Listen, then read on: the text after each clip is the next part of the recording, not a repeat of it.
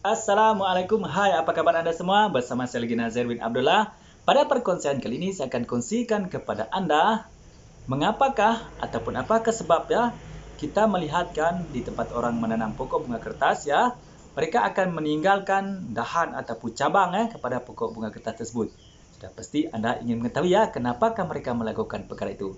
Baiklah teman-teman ya, sekiranya Anda ingin mengetahui, pastikan Anda terus mengikuti perkongsian saya ini dari mula hingga selesai. Oke, jom kita teruskan.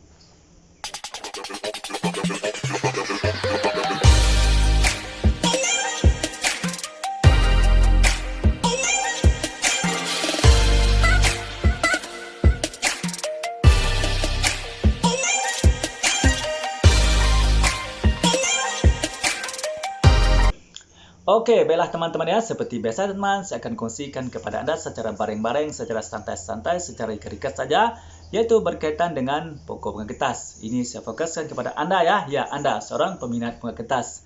Baiklah teman, kita teruskan saja ya.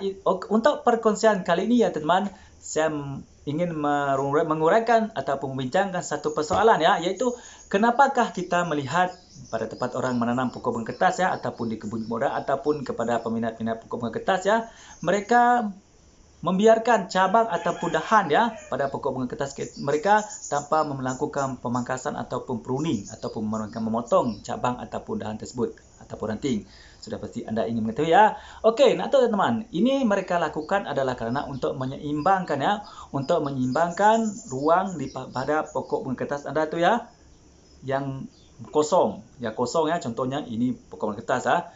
Contohnya macam tu. Okey, macam tu. Contoh macam tu lah kan. Ini adalah bahagian ranting ataupun cabang pokok kertas kita macam tu. Contoh ya macam tu ataupun macam tu.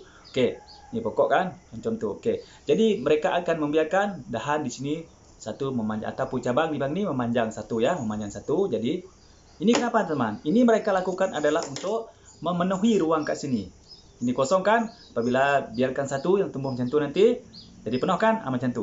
Itu adalah contoh ringkas ya teman, mengapa mereka membiarkan cabang ataupun dahan pada pokok bunga kertas Anda itu tanpa melakukan pemangkasan, atau walaupun mereka melakukan pemangkasan pada bahagian lain ya. Contohnya begini, mereka lakukan pemangkasan tapi begini mereka tinggalkan.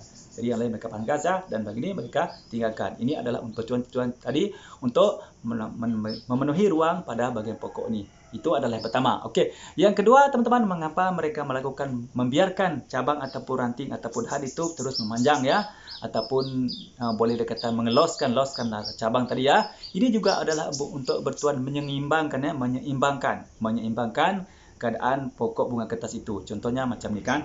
Okey, contohnya sini tak ada lagi dahan. Okey, tak ada dahan, dan sini tak ada dahan. Mungkin kosong kan? Jadi kosong. Jadi untuk menyeimbangkan, jadi biarkan ini los dulu. Okey, tapi di sini mempunyai ranting yang kecil ya, ataupun cabang yang kecil. Jadi mereka loskan. Walaupun bagian ini semua mereka melakukan pruning, pemangkasan, tapi di sini diloskan, dibiarkan ya, ini dibiarkan panjang. Contoh macam tu. Yang itu yang kedua, iaitu untuk menyeimbangkan keadaan ataupun gaya pokok bunga kertas Anda. Dan yang ketiga teman-teman tadi, untuk menambahkan gaya. Okey, untuk menengkapkan gaya pada pokok bunga kertas itu.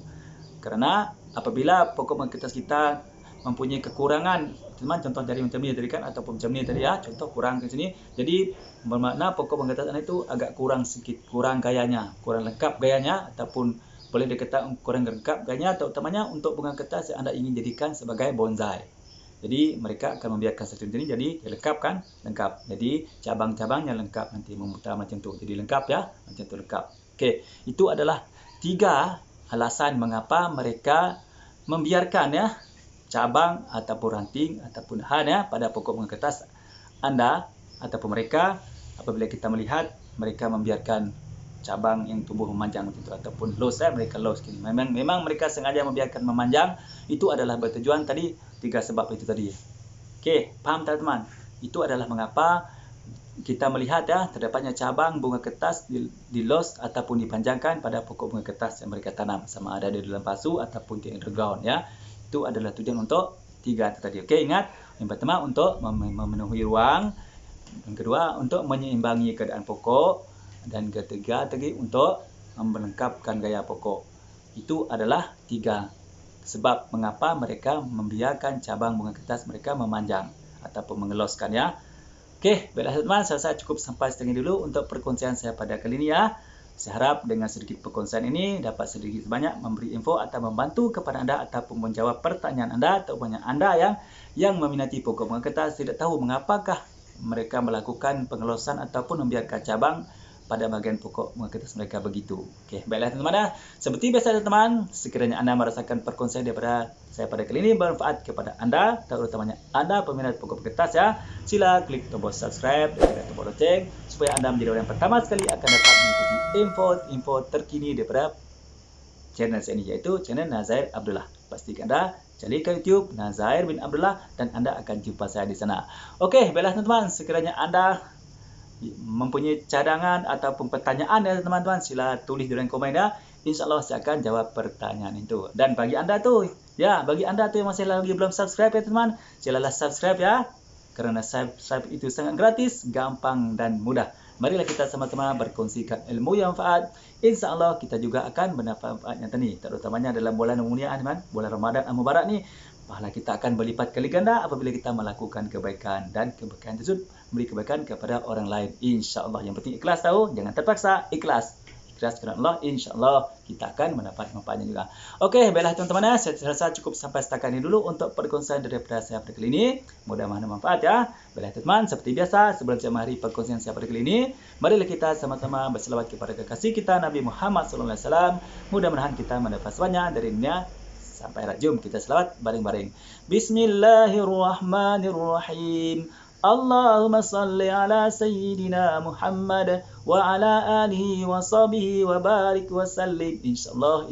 Amin ya rabbal alamin. Baiklah teman, untuk anda yang berpuasa, selamat berpuasa ya. Jangan tak sampai petang tahu.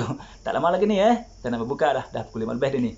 Okey, dan salam jumpa lagi. Salam satu bi, salam bonsai. Bye bye.